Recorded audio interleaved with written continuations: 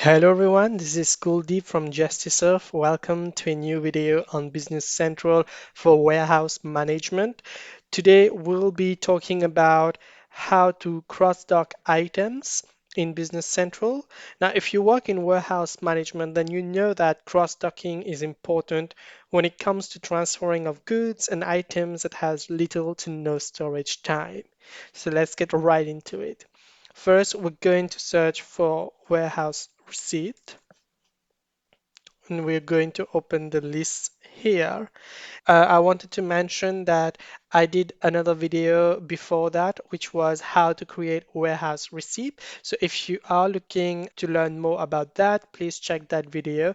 The link will be in the description down below. Okay, so now let me open up one of these receipts.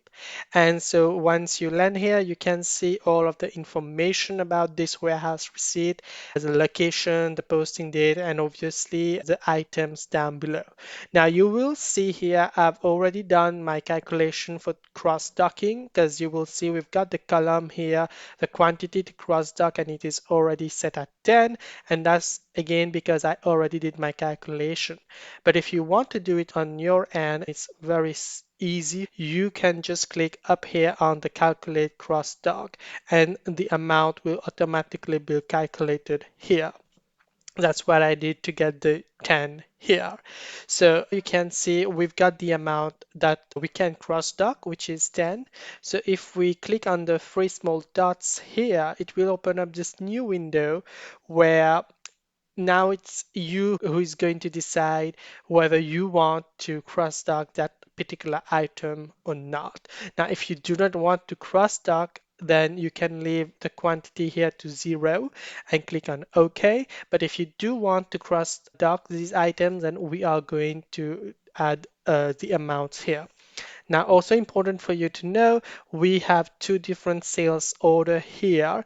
And as you can see, you can choose to which one you want to cross dock, whether it is the first one, which is a 10, or the second one, which is 2. Now, let's say I want to cross dock this one.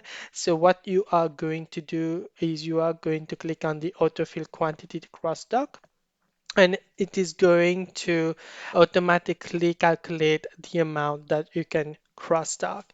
And so once you've done all of that, you can then go ahead and click on OK. And you will see here the amount has not changed, has remained 10, because again, this is the amount that you are going to cross-dock. And once you've done that, you can go ahead and click on Post Receipt, and it will automatically put it in the put away list for you. Now let's go to look at the put away list. So we are going to look at the warehouse put aways. So let me open up this one. And so here we go. Here we have all the information that has happened about the cross-docking. So as you can see, we've got the quantity handled, and then we've also got the unit of measure, the quantity per unit, and the cross-dock information. So this gives you a great overview on what has happened during the cross-docking, the amount that you've cross-docked from your warehouse to, let's say, a customer.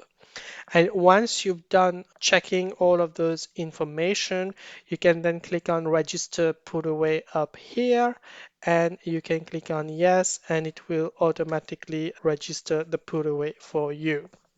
So this was fairly easy and direct for you guys to just show you how we can cross-dock items on Business Central. I hope you've enjoyed this video. Don't forget to like, comment, share, and subscribe, and I will see you next time. Bye.